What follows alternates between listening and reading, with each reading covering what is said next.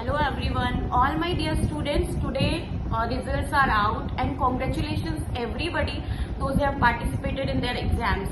I'm not saying जिसके first divisions आए, जिसके अच्छे मार्क्स आए या जिनके अच्छे परसेंटेज आए, I am congratulating them. I'm congratulating here to everyone those who have participated in the exams. At least you have tried. Okay children. So I have been into teaching career since like 20 years. जब मैं BSc first year में थी तब से मैंने coaching classes देना start कर दिया था. उसके बाद में मैं स्कूल्स में टीचिंग किया, कोचिंग सेंटर्स में टीचिंग किया. तो as per my teaching experience मेरे पास बहुत कुछ है आपसे शेयर करने के लिए और मैं बहुत सारे राइटअप्स लिखती हूँ और कभी कभी जब मुझे लगता है it's required I share it. तो आज मुझे लगा कि मुझे शेयर करना चाहिए और ये स्टोरी मैं काफी पहले से लिखी हुई थी but I think this is the right time when I have to share this story with you all. तो मैं आपको एक बात बताती हूँ. This is a real story actually. जब मेरा अपना टीचिंग करियर शुरू ही हुआ था उस टाइम पे एक बच्ची थी मेरी क्लास में. She was very naughty and पढ़ने में बहुत अच्छी थी but she was very naughty that time. तो हार्डली मुझे लगता है मैंने उसे 1 या 2 साल में उसके टच में रही होंगी.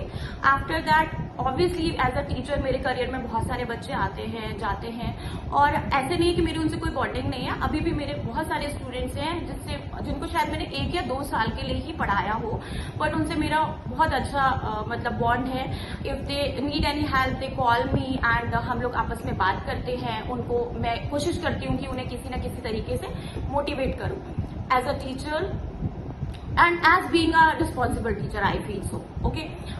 तो बहुत टाइम हो गया उसके बाद मुझे पता चलता है कि उसकी क्योंकि जो वो बच्ची थी वो अपनी मदर के साथ रहती थी. Then I heard this news like her mother passed away.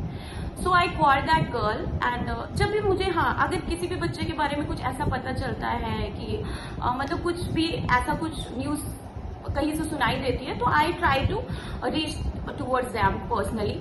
तो फिर मैंने उससे बात की और उससे मेरी बात हुई. Then I came to know when she was in grade 10, her mother passed away. Unfortunately, उसके father भी नहीं थे, mother भी she passed away. And that time in grade 10, that girl was all alone. No parents, no emotional support, no financial support, nothing.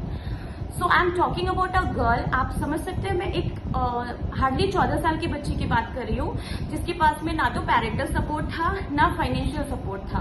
उसके बाद में क्या होता है क्योंकि उस लड़की को जुनून था कुछ करने का, लाइफ में आगे बढ़ने का. तो उसने छोटे छोटे राइटअप्स आर्टिकल्स लिखने शुरू किए एंड उसने शेयर करना स्टार्ट किया. So like this she started to earn. Okay. और इसी अर्निंग से उसने अपने फाइनेंसेस मैनेज किए, उसने अपने स्टडीज मैनेज किया. उसके बाद में she worked in some different schools. She was pursuing her education and everything she was managing all alone I would say. क्योंकि जो भी था वो अपने से खुद से मैनेज कर रही थी. तो I will say this. After that what was there the special thing in this girl.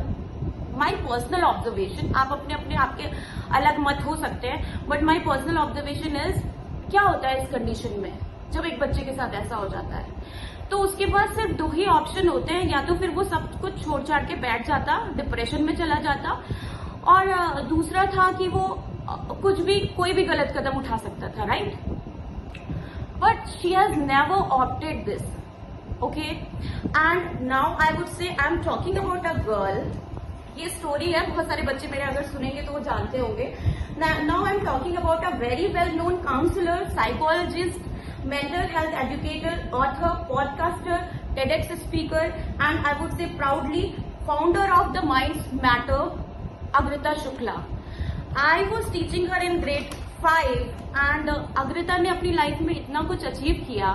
She has become youngest writer and she got awarded.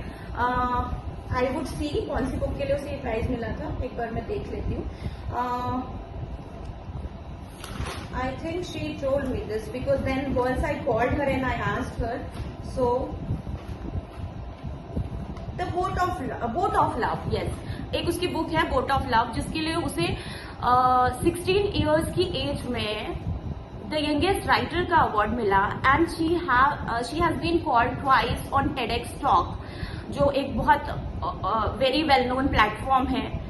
अब आपको नहीं लगता कि शायद इस बच्ची में और जो सिंपली गिव अप कर देते हैं उनमें क्या अंतर होता है? तो my dear kids, I would just say one thing to you all कि कुछ क्या अंतर होता है मैं आपको बताती हूँ। There is a power within us. एक हमारे अंदर एक ऐसी शक्ति होती है, एक ऐसी, आप उसको, हम तो सारे साइंस के स्टूडेंट्स हैं इंक्लूडिंग मी, तो एक ऐसी पॉजिटिविटी होती है जो आपको हर एक गलत काम करने से रोकती है और आपको एक राइट पाथ पे गाइड करती है। तो this was the only thing happened with that girl. उसने वो सारे सही चीजें सुनी, क्योंकि मुझे नहीं लगता उस टाइम पे उसको एक्चुअली मोटिवेट करने के लिए, इस तरह से मोटिवेट करने के लिए कोई था। And when I saw like her books and I read her books, I'm really proud and मतलब मैं सोच भी नहीं सकती कि एक 16 साल की बच्ची माइंडफुलनेस के बारे में बात कर रही है। क्यों? क्योंकि उसने वो चीजें फेस की हैं। एंड अगर आपको ऐसे लगेगा कि शायद किसी को लग सकता है, मेरे बच्चों को तो बिल्कुल नहीं लगने वाला बिकॉज दे नो मी, किसी को लग सकता है कि मैं एडवर्टीजमेंट के लिए उसके लिए कर रही हूँ, तो सॉरी टू से she is very famous and she is a well known author, उसको कोई फेम नहीं चाहिए।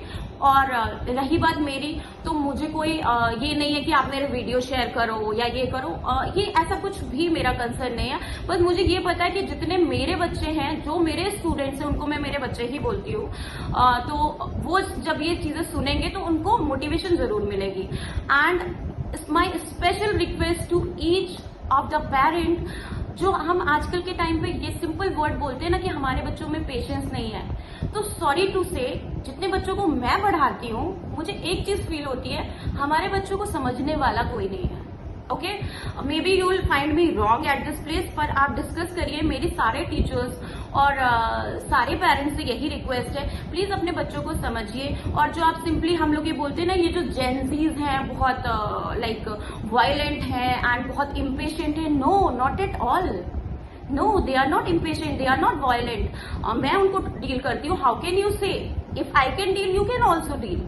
ऐसा क्या है कि आप डील नहीं कर पा रहे या हम डील नहीं कर पा रहे? आई वुड से हम डील नहीं कर पा रहे, क्योंकि मैं हर एक बच्चे की साइकोलॉजिकल स्टडी करती हूँ और जितना मैंने फील किया है, अगर कोई भी बच्चा बिल्कुल थोड़ा भी इनडिफरेंट बिहेव कर रहा है ना, उसका कुछ ना कुछ रीजन होता है। ट्रस्ट मी, जब आप पता करेंगे ना, तो कहीं ना कहीं से उसको किसी ना किसी टाइप के सपोर्ट में कमी रही होगी। और एक चीज मेरे पेरेंट्स से बहुत जेन्युइन रिक्वेस्ट है, please all my dear parents, stop comparing your child with someone else. आपके घर में अगर कोई एक बच्चा है जिसके इतने परसेंटेज आ गए और दूसरे के कम आ गए, तो प्लीज उसको कंपेयर मत करिए, क्योंकि हर एक बच्चे की अपनी एबिलिटी होती है।